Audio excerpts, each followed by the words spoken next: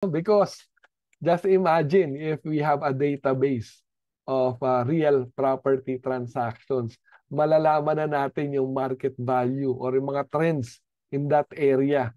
Wala na yung hula-hulaan, wala na yung nagtataguan ng mga data sa mga deed of sale makukuha na natin yung mga final sa BIR, yung final sa assessor's office, yan, yung mga files doon sa notarization. Although uh, uh, hindi naman sa jumping na advance dito kami nagkaroon ng issues during our consultative workshops kasi nga yung notarization hindi naman siya basta-basta na open, meaning open to all. So hindi naman, although some of you or maybe some of the lawyers would say na hindi, public document yan eh. Kaya lang kasi since although it's a public document, mahirap makuha yung data because yun ang based on the sa discussions namin sa workshop, yung iba kasi nilalagay lang sa logbook. Tapos yung actual file,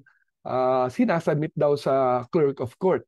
And pag submit doon, it stays there. Talagang actual document. Hindi siya naka anong database or naka form wherein madaling mahugot yung data. So kailangan manual pa, no? So yun yung mga isa sa mga issues na pag-usapan namin during the workshop.